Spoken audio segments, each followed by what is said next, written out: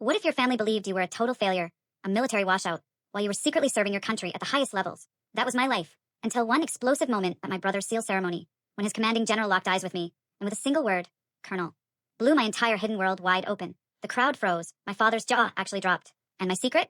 It shattered. Hi, my name is Samantha Hayes, I'm 35, and for years my family thought I was a Navy dropout. I was just standing there in civilian clothes, trying to be invisible at the back of my brother Jack's Navy SEAL ceremony. The irony of it all? I wasn't just not a dropout. I was a colonel in Air Force Special Operations. For national security reasons, this had been my carefully guarded secret for years. I scanned the crowd, just trying to blend in, and then I saw him. Jack's commanding general. His eyes were wide, fixed on me. And I knew, in that split second, everything was about to change. Growing up in San Diego, the daughter of retired Navy Captain Thomas Hayes, military excellence wasn't just encouraged in our house. It was practically the air we breathed.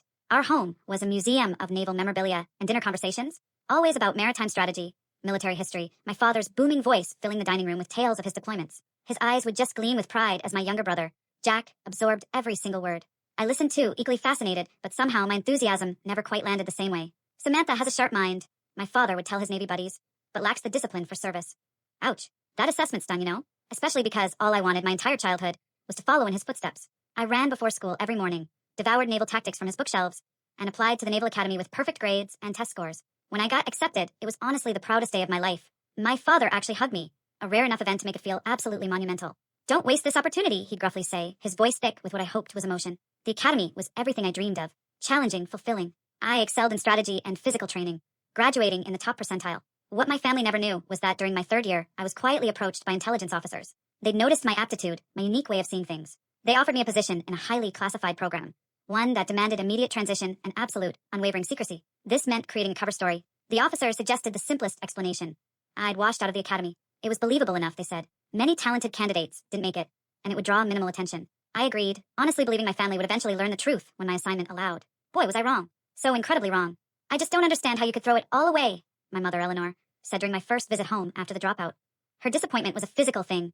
Tight lips, averted eyes. Your father pulled strings to get you considered.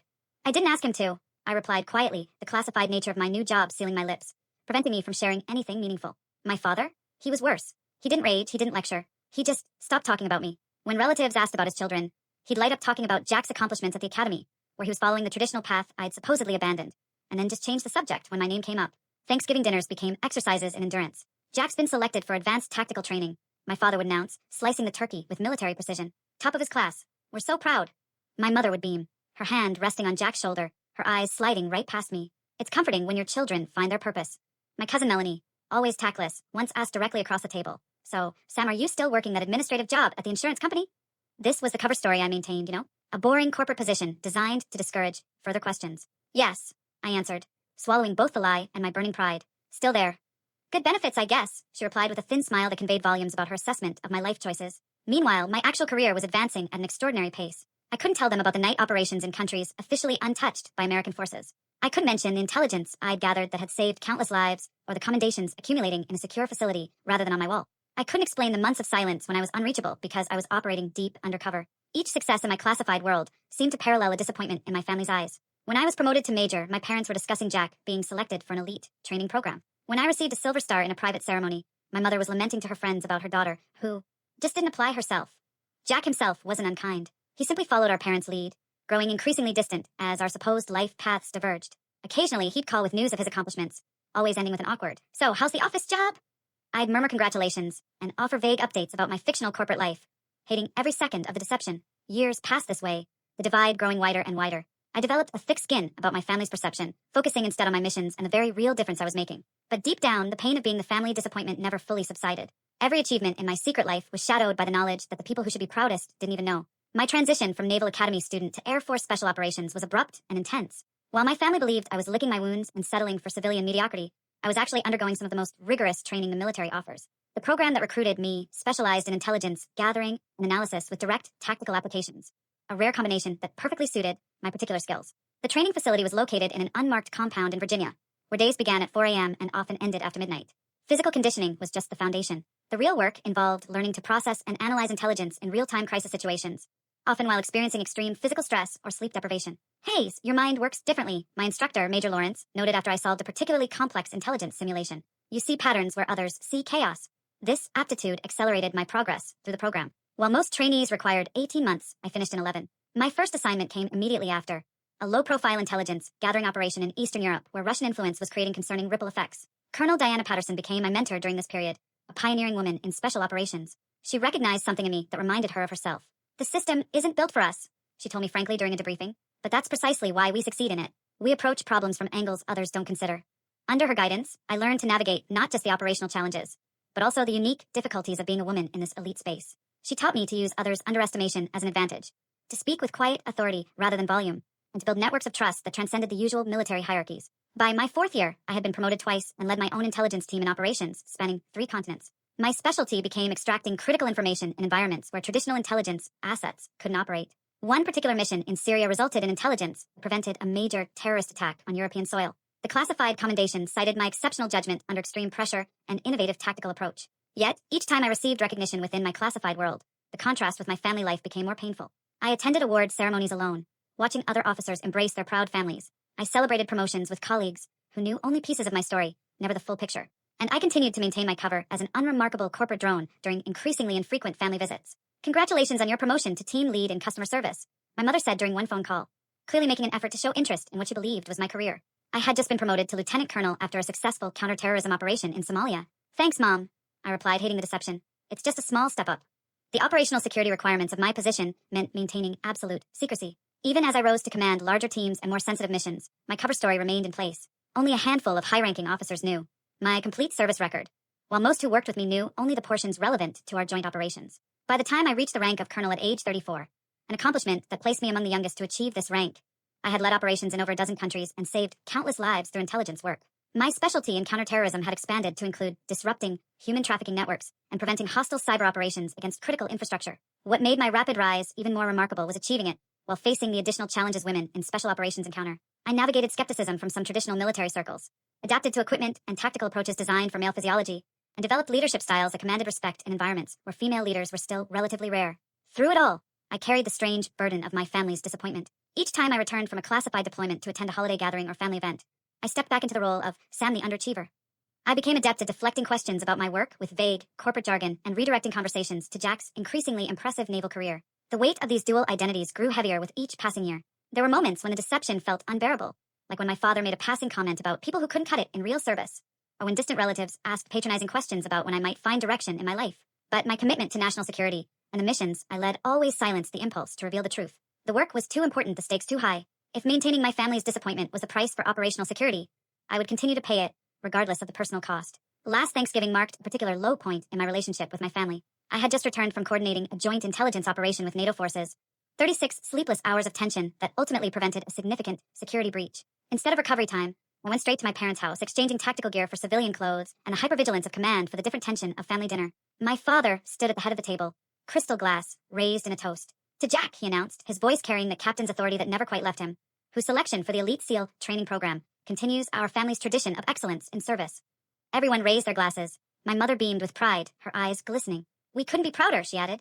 I joined the toast sincerely. Jack's accomplishment was significant, and despite our strained relationship, I respected his dedication. But as glasses clinked and congratulations flowed, my mother leaned toward her sister and whispered, just loudly enough for me to hear, "At least one of our children is making us proud." That comment sliced through me. Despite years of developing thick skin, I excused myself to the kitchen, ostensibly to help with dessert, but really to compose myself. My cousin Melanie followed, cornering me by the refrigerator. "So, still pushing papers at that insurance company?" she asked, sipping her wine with an air of superiority. Melanie had recently been promoted at her law firm and never missed an opportunity to highlight the contrast in our careers. "Something like that," I replied, focusing on arranging pie slices rather than meeting her gaze. "You know, my firm has an opening in our administrative department," she offered with faux generosity. "Probably pays better than what you're making. I could put in a word." I thanked her politely, all while imagining how she might react if she knew I had just briefed the Joint Chiefs of Staff the previous week. The dinner conversation then shifted to a recent military operation that had made national news, an operation I had actually helped coordinate from the intelligence side. I sat silently as my father and uncle analyzed what little information had been released to the public, both confidently incorrect about how the mission had unfolded. If they'd approached from the eastern perimeter instead, my father declared with authority, they could have avoided that initial resistance. I took a long sip of water. Knowing the eastern perimeter had been deliberately avoided due to intelligence I'd personally verified about hidden surveillance systems. The urge to correct him burned in my throat, but I swallowed it with my water. After dinner, Jack announced his engagement to his girlfriend, Allison, a naval medical officer he'd met during his training. The family erupted in celebration. Champagne appeared, toasts multiplied, and my mother immediately began discussing wedding plans. In the midst of this joyful chaos, my secure phone vibrated with a pattern that indicated highest priority. I slipped away to the guest bedroom to check the message. Immediate deployment orders. A situation had developed that required my specific expertise, with extraction scheduled in 3 hours. I returned to the celebration, pulling Jack aside to offer genuine congratulations and explain that a work emergency required me to leave immediately. His face fell in disappointment, tinged with familiar judgment. Seriously, Sam? It's my engagement celebration. What kind of insurance emergency happens on Thanksgiving night? I'm sorry, I said, meaning it completely, but unable to explain further. I wouldn't leave if it wasn't absolutely necessary. My parents reacted with the resigned disappointment I'd grown accustomed to. Of course, Samantha has to leave, my mother said to the relatives, not bothering to lower her voice. Her priorities have always been different. I caught my father's head shake as I gathered my coat, that subtle gesture of disapproval that had followed me since childhood. As I drove away, the family continued celebrating without me, while I prepared mentally for the classified operation ahead. The mission kept me deployed through Christmas and into the new year. When I finally returned, I learned that my absence had become a focal point of family discussion. Jack's engagement party had been held without me, and my failure to attend had been interpreted as further evidence of my disregard for family. Your brother was hurt, my mother informed me during a tense phone call. After everything he's accomplished, the least you could do is show up for his important moments. What you couldn't know was that, during his engagement party, I had been leading a critical intelligence operation that resulted in the rescue of kidnapped aid workers. The mission earned me another commendation, one that would remain in a classified file rather than on my mantle. The growing divide between my professional success and personal failure created an increasingly unbearable tension. Each family interaction became more strained, each deception more painful. As Jack's seal ceremony approached, I found myself at a breaking point, torn between my duty to national security and my crumbling relationship with my family. The day of Jack's seal ceremony dawned clear and bright. Perfect Southern California, weather that seemed to mock my inner turmoil. I deliberated for weeks about whether to attend, knowing my presence would be scrutinized by a family increasingly frustrated with what they perceived as my indifference to Jack's achievements. My decision to go wasn't simple. I requested a rare day of leave for my duties, arranged secure transport, and carefully selected civilian clothes that would allow me to blend in while still maintaining appropriate military bearing, a habit too ingrained to break, even here. The Naval Special Warfare Command facility gleamed in the morning sun as I approached. I instinctively cataloged security positions and protocols with my trained eyes, noticing details most civilians would miss. This awareness reminded me how far I was from the person my family believed me to be. I arrived deliberately late, slipping into the back row as families claimed seats near the front. My parents occupied prominent positions in the family section. My father, wearing his dress uniform with the pride of a naval captain whose son was following his distinguished path. My mother sat beside him, elegant in a navy blue dress, her posture reflecting the military precision she'd absorbed through decades of marriage to my father. The ceremony proceeded with the characteristic discipline and tradition of naval special warfare. Each element, from the presentation of colors to the precise movements of the honor guard, followed protocols I knew intimately from my own classified ceremonies. The difference was that today's event was public, celebrated openly with proud families and commemorative programs, unlike the clandestine recognition of my own achievements. As the ceremony progressed, I found myself analyzing the security perimeter out of professional habit, while simultaneously absorbing the significance of Jack's accomplishment. Becoming a SEAL represented years of grueling training and exceptional dedication, a fact I appreciated, perhaps more fully than anyone else in my family could. Midway through the ceremony, I noticed a familiar face on the platform, Rear Admiral Wilson, who had commanded joint operations where my intelligence team had provided critical support. He was scheduled to deliver remarks. Seeing him triggered an immediate internal alert. Admiral Wilson was one of the few high-ranking officers who knew my complete service record and true rank. I shifted slightly in my seat, angling myself to become less visible from the stage.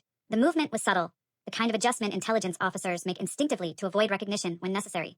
For a moment, I believed I had successfully minimized my presence. Then came Jack's moment of recognition. He stood tall as his accomplishments were read, his face composed in the disciplined expression of a warrior receiving honors. Despite our complicated relationship, pride swelled in my chest.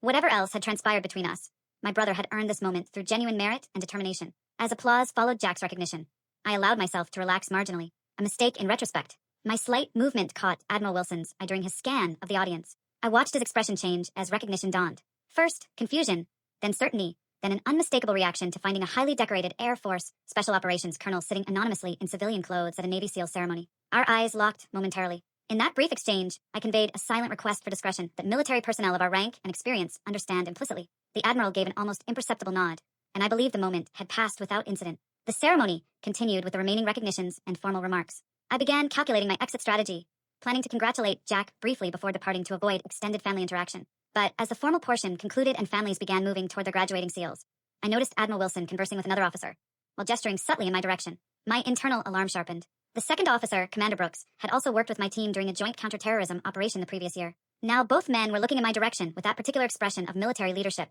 preparing to acknowledge a fellow officer.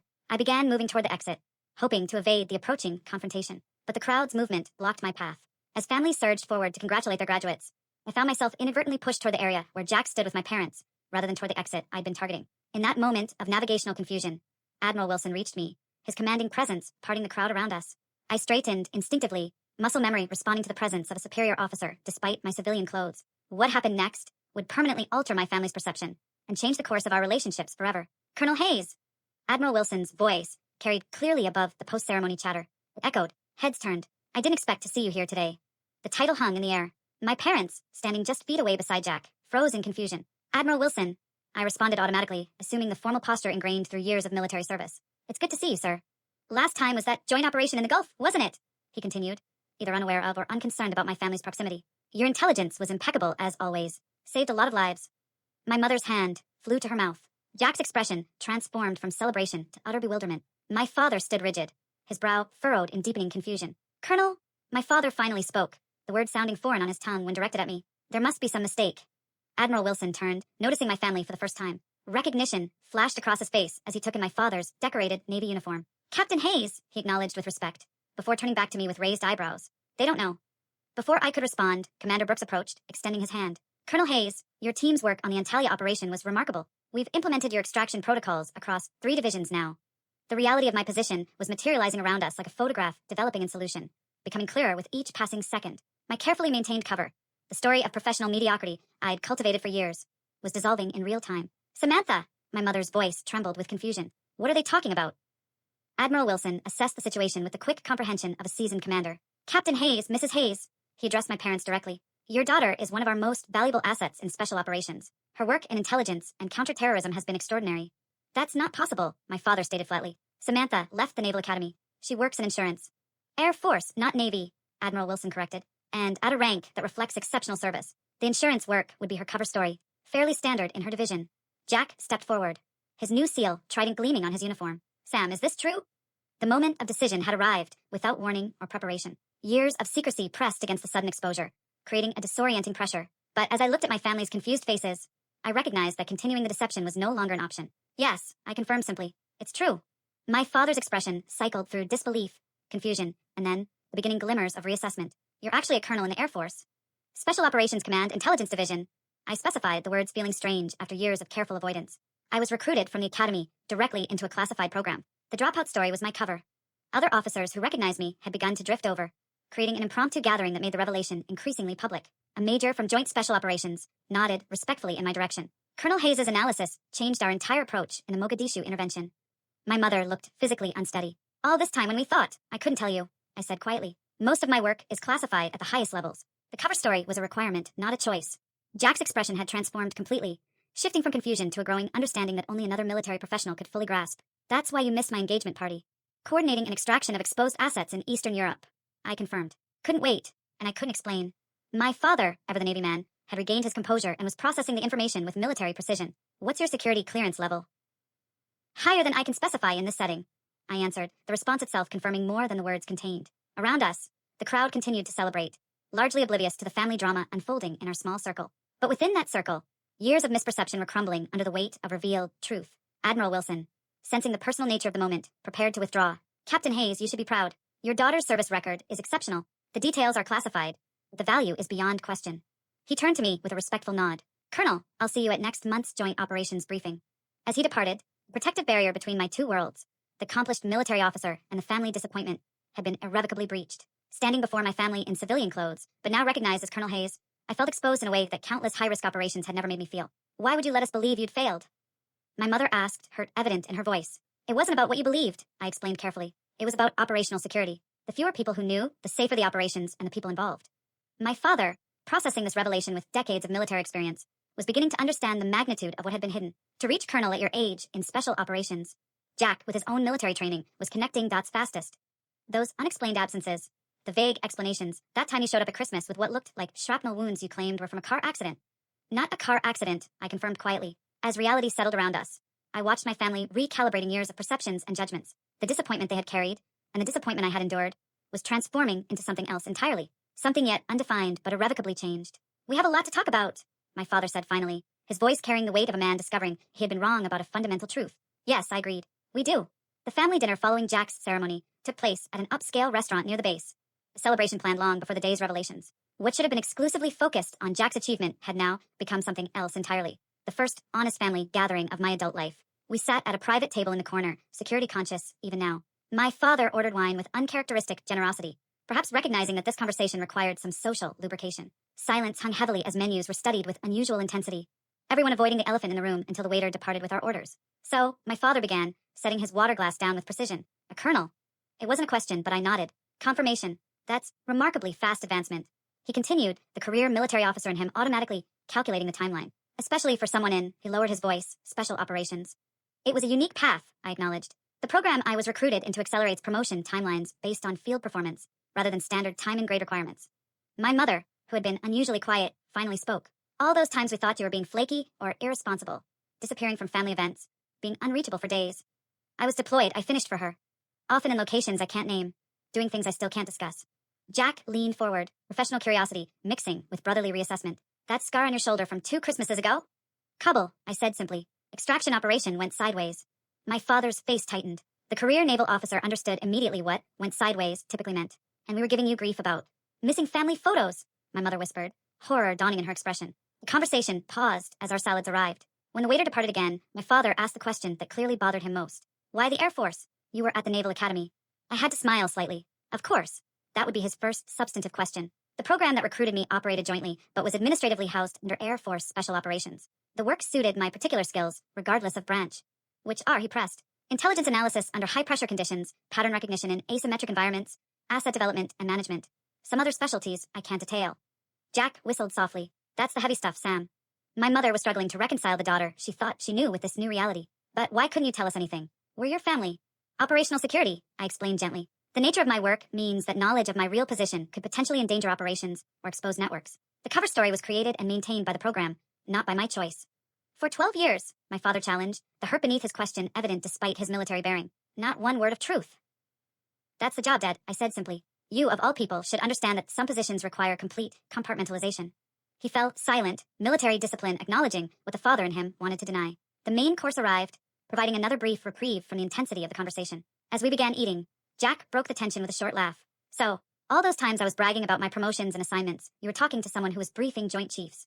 I finished with a small smile. God, I must have sounded like such an idiot, he groaned. You didn't, I assured him. Your accomplishments are real and significant. Different operational areas, different challenges. My mother set down her fork, her food barely touched. I keep thinking about all the things we said to you over the years, the disappointment we expressed, the judgments.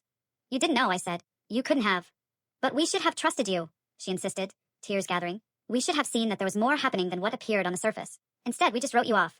The raw truth of her statement hung in the air. They had written me off, creating a narrative of the disappointing daughter that fit the limited information they had. My father, always less comfortable with emotional displays, redirected slightly. Your upcoming promotion. Admiral Wilson mentioned a briefing next month. Are you being considered for Brigadier General? I confirmed quietly. It's not finalized yet. His eyebrows rose sharply. At your age. That would be unusual, I acknowledged. The recommendation is based on the Tavos operation results. That's all I can say about it. My mother wiped her eyes. And we wouldn't have known about this either if today hadn't happened. I hesitated, then admitted the truth. Probably not the details, no. You might have eventually learned I was military, but specifics about rank and position would have remained classified.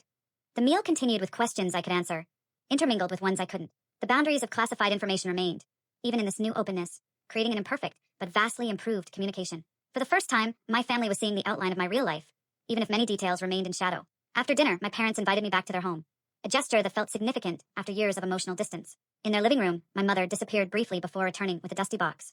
I kept these, she said, setting it between us, even though I didn't understand why you'd want them. Inside were mementos from my academy days, my midshipman's cap, academic awards, photographs, items that would have made no sense to preserve for someone who had supposedly failed out. Yet she had kept them anyway. Some part of me never believed the story, she admitted quietly. It didn't fit the daughter I raised, but I couldn't imagine an alternative explanation. My father, after several drinks and hours of processing, had grown unusually reflective. I was hardest on you, he acknowledged. Military directness. Applied now to personal failing. When we thought you'd washed out, I took it personally. Made it about my legacy rather than your path. I understood why, I told him honestly. Maintaining the cover story was part of my duty, even when it was difficult. The concept resonated deeply with his naval corps, at the expense of being known by your own family. Jack, who had been listening quietly, finally spoke again. But things can be different now, right? I mean, we know the basic truth, even if details stay classified. It was the question I'd been considering throughout the evening. Some things can change, I agreed cautiously. You'll know my actual profession now, my general position, but most of my work will remain classified. There will still be unexplained absences, questions I can't answer, but we'll understand what they mean. Now, my mother said, as the evening drew to a close, my father did something unprecedented in our relationship. He stood, straightened as if addressing a fellow officer, and extended his hand formally. Colonel Hayes, he said, using my rank for the first time. I believe I owe you an apology and my respect. I took his hand, years of military bearing, preventing the emotion in my throat from showing on my face. Thank you, Captain. It was an imperfect beginning to a new chapter, one where the truth, even partially revealed, created possibility for healing what deception had damaged. As I left my parents' home that night, I carried both the continued weight of necessary secrets and the newfound lightness of being partially known by those who mattered most. 6 months after Jack's seal ceremony, I found myself approaching my parents' home for another family gathering. This time, a 4th of July barbecue that had been a Hayes family tradition for decades. The familiar nervousness that had accompanied these visits for years had transformed into something different. A cautious optimism about family relationships, rebuilding on more honest ground. As I walked up the driveway, carrying a dish I'd actually prepared myself rather than the usual hastily purchased store contribution, I noticed several of my father's old Navy colleagues gathered around the grill. In previous years, I had avoided these military-heavy gatherings whenever possible, finding the deception particularly difficult among those who spoke my professional language. Today was different. My father spotted me and straightened slightly. Not quite the attention stance of military protocol, but a new recognition that carried its own significance. Sam's here, he called, using my familiar name, but with a new tone. As I approached, he did something unprecedented. He turned to his friends and said, "Gentlemen, my daughter, Colonel Hayes, Air Force Special Operations." The introduction, simple but accurate, represented a seismic shift. The retired officers nodded with the respect of men who understood precisely what the rank and division signified, particularly for someone my age. No details were necessary. The basic facts communicated volumes to those who spoke the language of military service. My mother emerged from the house, her greeting warmer than I could remember in years. As she hugged me, she whispered. I put together a small display. Nothing classified, I promise. Curious, I followed her inside to the study, my father's domain, traditionally filled with his naval memorabilia. In one corner, she had created a discreet but meaningful arrangement. My academy graduation photo, the few unclassified commendations I'd been able to share, and a recent formal photograph in uniform following my promotion to Brigadier General. Is this okay? She asked, uncertainty in her voice. I wanted to honor your service, too, but I wasn't sure about security concerns. I examined the display carefully. It's perfect, I assured her. Nothing here reveals operational details. Her relief was evident. Good. Your father checks it every day, you know. I think he's still wrapping his mind around everything. Returning to the backyard, I found Jack manning the grill alongside our father. My brother's transformation had been perhaps the most straightforward. One military professional recognizing another, with a shared understanding that comes from parallel experiences despite different branches and specializations. General, he greeted me with a grin and a deliberately informal salute. Burger or hot dog? Both, I replied, falling easily into the sibling banter that had been absent for too long. I just finished 3 weeks of MREs. I'm making up for lost time. He nodded, understanding immediately what 3 weeks likely signified without asking questions he knew I couldn't answer. This new shorthand between us, acknowledging the boundaries of classified work without resentment, had become one of the unexpected gifts of the truth.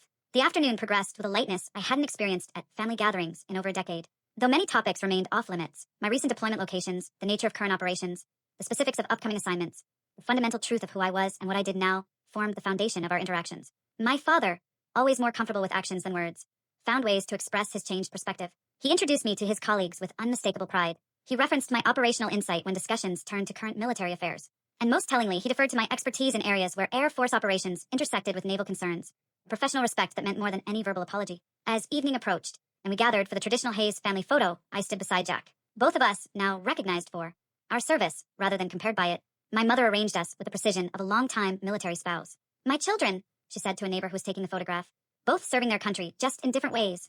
The simple statement acknowledged the parallel value of our different paths, a recognition that would have seemed impossible a year earlier. Later, as fireworks illuminated the sky, my father joined me at the edge of the yard where I'd stepped away briefly to check a secure message. All good, he asked, the question encompassing more than the immediate communication. Yes, I confirmed, returning the phone to my pocket. Nothing urgent. He nodded, gazing upward at the patriotic display rather than at me, a military man's approach to emotional conversation. I've been thinking about what it cost you, he said finally, carrying that cover story all these years, bearing our disappointment when you were actually doing my job. I finished when he trailed off. That's all it was, Dad. The job I was assigned, with the parameters required. But the personal cost, he insisted, still watching the fireworks, missing the recognition you deserved, even from your family. I considered this, formulating my response with the same care I applied to operational assessments. There's something freeing about being evaluated solely on your work without external expectations or family legacy influencing perceptions, I offered. In some ways, starting with a blank slate let me define my own path. He absorbed this perspective thoughtfully. Still, I regret the judgments we made with incomplete information. That's the nature of intelligence work, I replied with a small smile. Everyone operates with incomplete information. The difference is whether you recognize its incompleteness. This observation, applying professional principles to personal relationships, seemed to resonate with him. A fair assessment, he acknowledged, military precision in his nod. As we rejoined the family gathering, I reflected on the strange journey of the past 6 months. The revelation at Jack's ceremony had not instantly repaired years of misunderstanding, but it had created space for something new to grow. The family that had once seen me as their greatest disappointment was now navigating a recalibrated relationship based on partial truth, the maximum disclosure my position allowed. 2 weeks later, I stood at attention during my promotion ceremony, the stars of a brigadier general being affixed to my uniform. Unlike previous promotions, celebrated only among cleared colleagues. This one included 3 seats in the family section, occupied by my parents and brother. The technical details of my accomplishments remained classified in the official citation, cloaked in the deliberately vague language of special operations. But the pride in my family's eyes needed no detailed explanation. They understood enough now, not everything, but enough. As the ceremony concluded and I joined my family, my mother embraced me with tears in her eyes. "I always knew you were exceptional," she whispered. "I just didn't know how." My father, ever the naval captain, extended his hand for a formal shake before professional composure gave way to parental pride. And he pulled me into a brief, tight hug. "Well done, General Hayes," he said gruffly. "Well done."